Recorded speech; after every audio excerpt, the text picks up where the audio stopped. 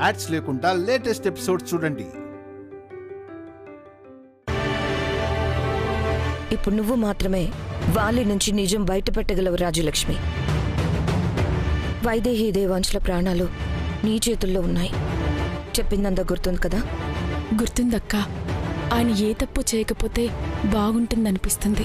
వాళ్ళు ఏం చేసినా చేయకపోయినా నిజం మాత్రం ఖచ్చితంగా తెలిసే ఉంటుంది.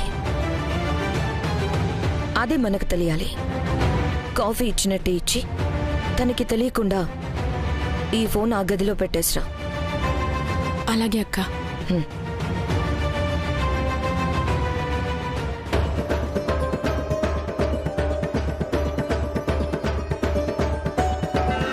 వాళ్ళిద్దరూ ఎక్కడికి వెళ్ళినట్టు?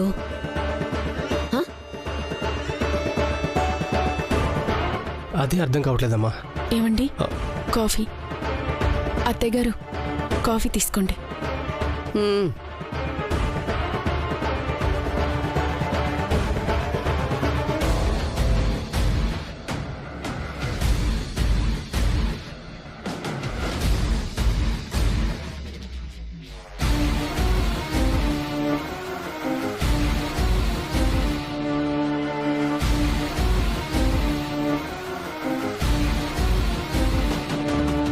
ఏంటి రాజ్యం, ఇంకా ఇక్కడే నిలబడ్డావు? ఏమన్నా చెప్పాలా? చెప్పడానికి కాదు, తెలుసుకోవడానికి వచ్చినట్టుంది. వైదేహి దేవాంశులు ఎక్కడున్నారో మనకేమన్నా తెలిసేమో అడగమని కాఫీ నెపంతో అందరూ కలిసి దీన్ని పంపించినట్టున్నారు. నన్నెవరూ పంపించలేదత్తయ్య. నేనే ఒక విషయం చెప్దామని వచ్చాను. ఇంతకీ మీరే తప్పు చేయలేదు కదండి? చేయలేదనే చెప్పా కదా. వాళ్ళు నమ్మలేదు. నీకు కూడా నమ్మకం లేదా? ఇంతకీ నువ్వేదో చెప్దామని వచ్చావు కదా, అదేంటో చెప్పు. చెంచల్ని పోలీసులు అరెస్ట్ చేశారంట.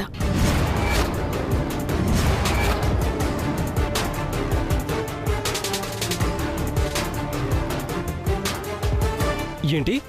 అవునండి. చెంచల ఎవరి పేరు చెప్తే వాళ్ళని బ్రతకనివ్వను అంటున్నారు. మీ పేరు చెప్తుందేమోనని భయంగా ఉంది. ఒకవేళ మీకేమైనా తెలిస్తే చెప్పేయండి. దేవాంశ్ బాబు, వైదేహి అక్కలు క్షేమంగా ఇంటికి వస్తే కనీసం తప్పైపోయింది అని అడిగే అవకాశమైనా ఉంటుంది. అరే, మాకేం తెలియదని చెప్తున్నాగా, అర్థం కావట్లేదా? నా భయం నాదత్తయ్య. నా భర్తకేదైనా ఆపద కలిగితే నేను తట్టుకోలేను కదా.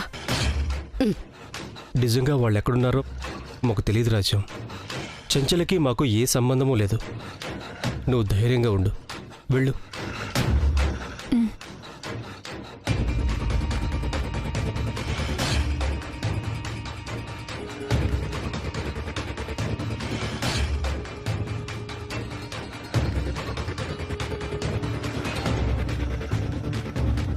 అక్క, వాళ్ళు మాట్లాడేదంతా వినిపిస్తుందా?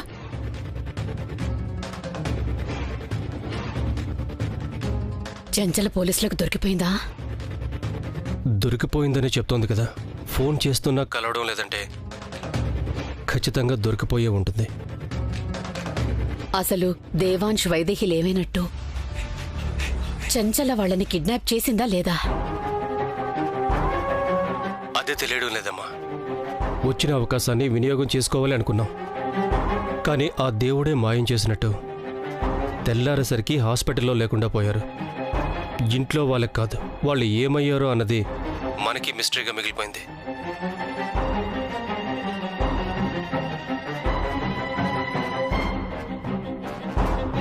వాలి మారలేదు రాజ్యలక్ష్మి. ఎందుకో నీ దగ్గర మారినట్టు నటిస్తున్నాడు.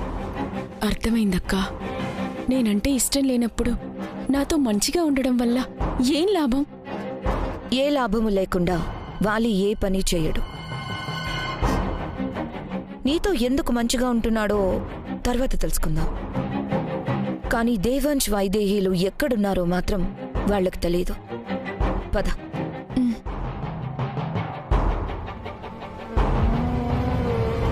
అత్తయ్య, ఏమైంది ఊర్మిళ? ఏమైనా తెలిసిందా? కనుక్కున్నారా? లేదత్తయ్య. వాలి స్వాహాత్తయ్యలకి కూడా వైదేహి దేవాంశుల గురించి ఏం తెలీదు. అది మాత్రం ఖచ్చితంగా చెప్పగలను. లేదు ఊర్మిళ, చంచల్ ఏదైనా పనిచేసిందంటే అందులో వీళ్ళకి భాగస్వామ్యం ఉండే ఉంటుంది. వాళ్ళు అబద్ధం చెప్తున్నారు, వాళ్ళు మారలేదు. మారలేదు బామ్మగారు, అది తెలుస్తూనే ఉంది. కానీ రాజ్యలక్ష్మి దగ్గర కూడా ఏదో ఆశించి మారినట్టు నటిస్తున్నాడంతే.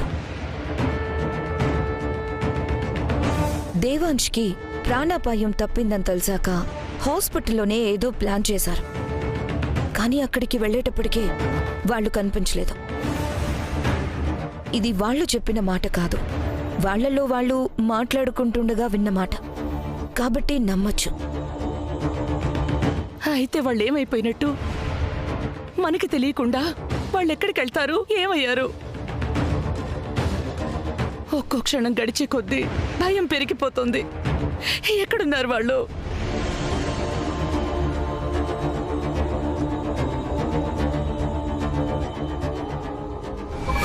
నా బిడ్డ వరప్రదాయిని ఏ ఆపద రాబోతున్నా ముందే మమ్మల్ని హెచ్చరించేది. ఒక్క నిమిషం అత్తయ్య, వాళ్ళకి చిట్టి తల్లి ఏమన్నా చెప్పిందేమో. చిట్టి తల్లి చెప్పినట్టే ఏమైనా చేశారేమో, ఎక్కడికైనా వెళ్లారేమో. ఏముంటున్నావు ఊర్మిళ? చిటితల్లి చెప్పడం ఏంటి? అసలు చిటితల్లి ఎవరు? ఈ ఇంటి వారసత్వం, వైదేహి కడుపులో పెరుగుతున్న బిడ్డ. తనేం చెప్తే వైదేహి అదే నమ్ముతుంది, అదే జరుగుతుంది.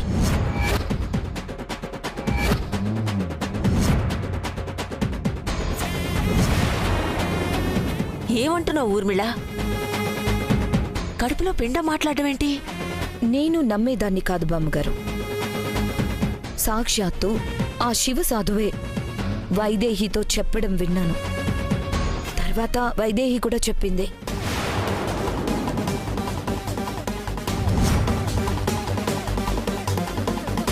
నమ్మలేకపోతున్నాను. కడుపులో బిడ్డ మాట్లాడడం ఏంటి?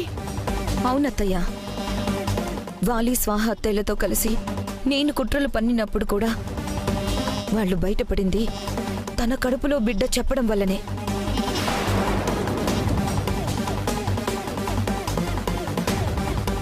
ఏదైనా ఆపద కలగబోతుంటే కడుపులో ఉన్న బిడ్డకి ముందే తెలిసిపోతుంది. అది విని ఆ ఆపద నుంచి తప్పించుకునేవాళ్ళు.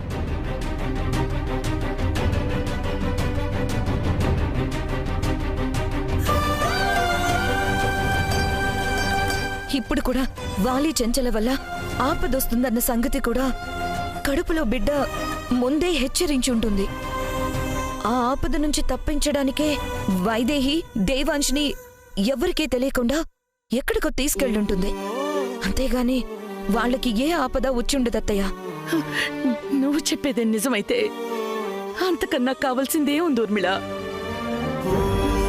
వాళ్ళెక్కడున్నా సరే క్షేమంగా ఉంటే చాలు. ఆపద తీరిపోయాక ఇంటికొస్తే చాలు. కానీ వాళ్ళిద్దరి పరిస్థితి తలుచుకుంటేనే నాకు భయంగా ఉంది.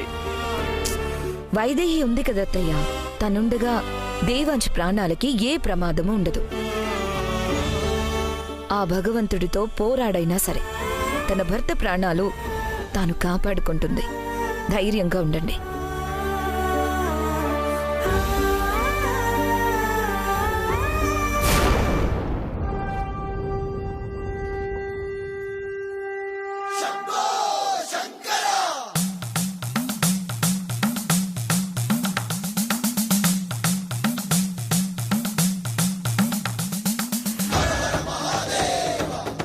కనిపించకుండా పోయిన ఆది దంపతుల ఆభరణాలు తెచ్చి అలంకరిస్తే శాప విమోచన లభిస్తుంది.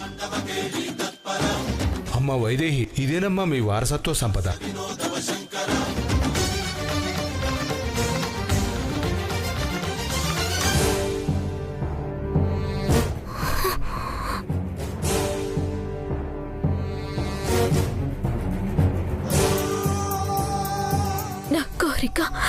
నెరవేర్చు తండ్రి. నా బావ కళ్ళు తెరిస్తే అదే చాలు. నీ నగలు నీకు ముట్ట చెప్పాను. నా కుటుంబంలోని అందరినీ అనుగ్రహించు. నా బావని చల్లగా చూడు తండ్రి.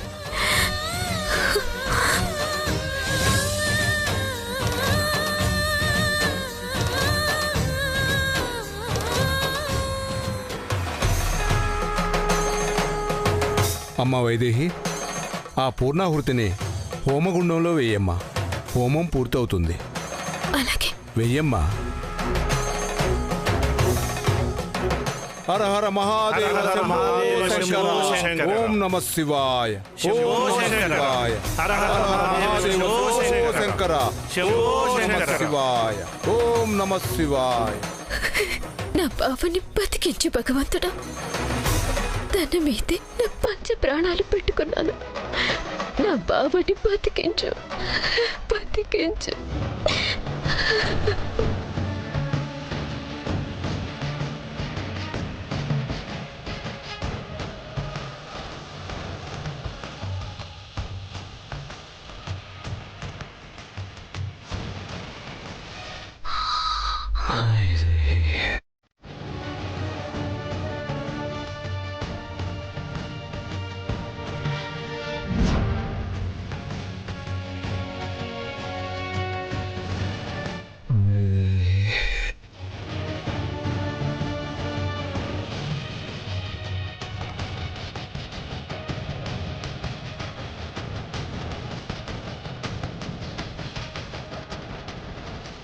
బాబా,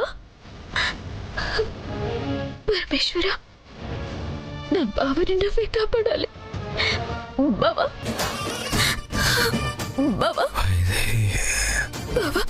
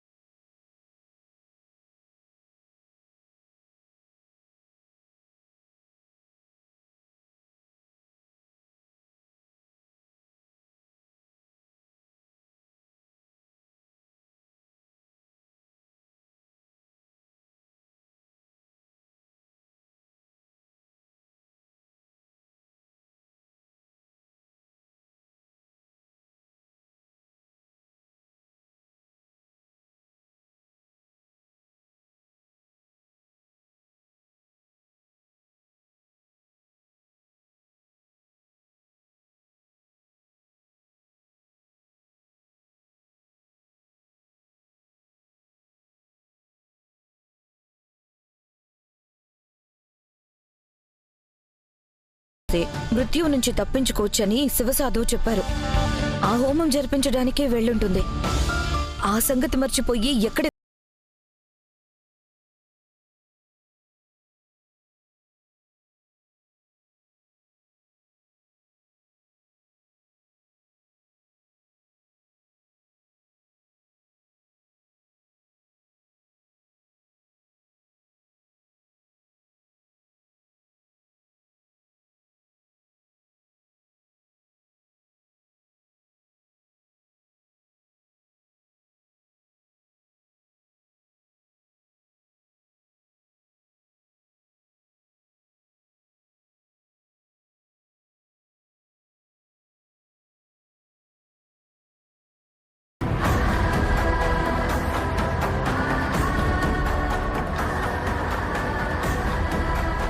దేవాంశ్, నానా, నీకేమైందోనని ఎంత కంగారు పడిపోయావో తెలుసా?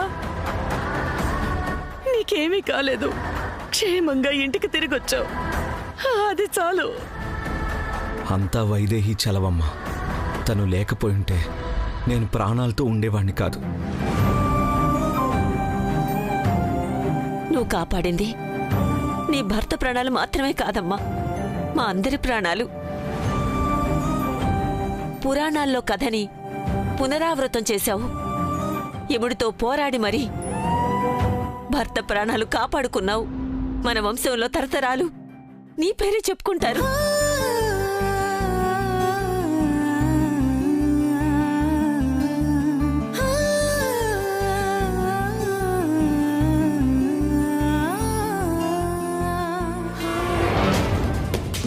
ఈసారి కూడా మనం ఒకటనుకుంటే మరొకటి జరిగింది కదరా. ఈ హడావుడిలో మనం అసలు సంగతి మర్చిపోయామమ్మా. మనం ఏం చేసినా కడుపులో బిడ్డ వైదేహికి చెప్పేస్తుంది. ఎలాగైనా ప్రమాదం నుంచి తప్పించుకుంటుందని తెలిసి కూడా దాన్ని మర్చిపోయి ఏదేదో ప్రయత్నాలు చేశాం. ఏంటో ఇంత కష్టపడుతున్నాం, మనకేది కలిసి రావట్లేదు. ఆ వైదేహి దేవాంశులకు మాత్రం సావు దగ్గరికి వెళ్ళి కూడా తప్పించుకుంటున్నారు. దాన్నే టైం అంటారమ్మా. వాళ్ళకి బాగున్నది, మనకి బాగా లేనిది. నీ పసుపు కుంకాలతో పాటు నాకు కడుపు కోత లేకుండా కాపాడావు. ఒక్క మాట చెప్పొచ్చు కదమ్మా. అసలు మీరు కనిపించకపోయేసరికి దేవాంష్కేమైందో నీకేమైందోనని ఎంత బాధపడ్డామో తెలుసా? ఇప్పుడు మిమ్మల్ని చూసిన సంతోషంలో అంతా మర్చిపోయాం.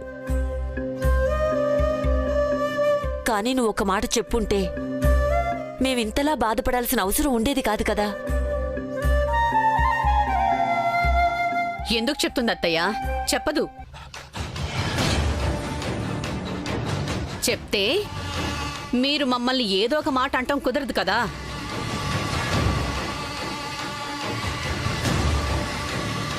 ఏంటి అలా చూస్తున్నావు?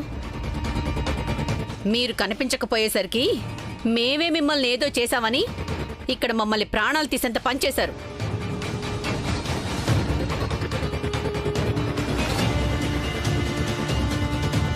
ఇక నుంచి ఎక్కడికెళ్ళినా కాస్త చెప్పి వెళ్ళండమ్మా, మీకు పుణ్యం ఉంటుంది.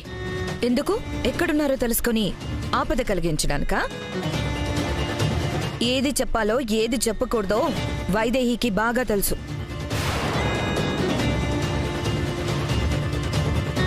కాసేపు అందరం కంగారు పడ్డా వైదేహి చేసిన పని వల్ల చివరికి మంచే జరిగిందత్తయ్యా. వైదేహి, నీ చిట్టి తల్లే వెళ్ళమని చెప్పింది కదా అక్క. మాకు తెలుసమ్మా, నీ బిడ్డ ఈ ఇంటి వరం. ఇన్నాళ్ళు మనల్ని ఆపదల నుంచి కాపాడుతోందా? అవునమ్మా, నా బిడ్డ నాతో మాట్లాడుతుంది. ఏదైనా ఆపద వస్తుందంటే ముందే నన్ను హెచ్చరించింది. ఆ ఆపద తొలగించేలా చేస్తుంది. అలాగే రాత్రి కూడా హెచ్చరించింది.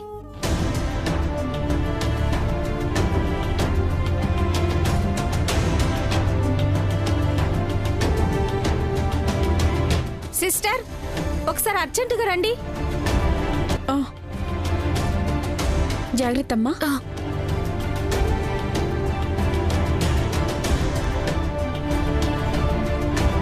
అమ్మా,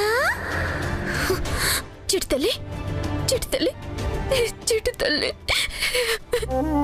అమ్మా, చిట్టు తల్లి, నువ్వు చెప్పినా మీ నాన్నని కాపాడుకోలేకపోయానమ్మా. లేదమ్మా, కాపాడుకునే అవకాశం ఉంది. చిట్టు తల్లి, ఇక్కడే ఉంటే నాన్న, నువ్వు, నేను, మన ముగ్గురి ప్రాణాలు పోబోతున్నాయి. ఏంటమ్మా నువ్వు అనేది? అవునమ్మా, ఆపద తరుముకుంటూ వస్తుంది. అంటే అంటే ఏ రూపంలో చెప్పు తల్లి. గుడిలో ప్రమాదం జరిగిపోయింది, పరిహారం మిగిలి ఉందమ్మా. నిండు పౌర్ణమి నాడు ప్రాతకాలాన మృత్యుంజయ హోమం జరగాలి. అర్థమైంది, అర్థమైంది తల్లి. మనం ఎక్కడికి వెళ్ళాలో అర్థమైంది.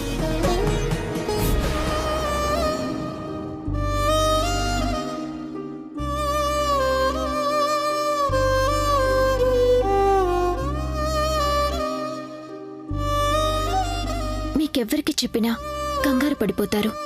పైగా అప్పుడు నేను చెప్పేది మీరు నమ్మకపోతే బావని ఆ పరిస్థితిలో హాస్పిటల్ నుంచి తీసుకెళ్లటానికి ఒప్పుకోకపోతే బావని కాపాడుకునే అవకాశాన్ని దూరం చేసుకునేదాన్నవుతాను. అందుకే ఎవ్వరికీ చెప్పకుండా బావని కాపాడుకోవడానికి తీసుకెళ్లిపోయాను.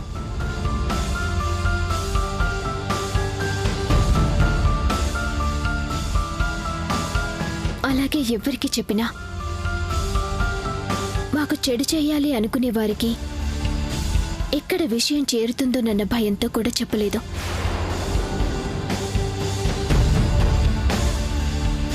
అన్ని జాగ్రత్తలు తీసుకున్నాను కాబట్టే ఈరోజు నా బావని ప్రాణాలతో మీ ముందుకు తీసుకురాగలిగాను. మంచి పని చేశావమ్మా. నువ్వు చెప్పుంటే నిజంగానే నమ్మేవాళ్ళం కాదు. దేవాంశను అసలు పంపించుండేవాళ్ళం కాదు. నీ బిడ్డ మాట విని నా బిడ్డని కాపాడావు.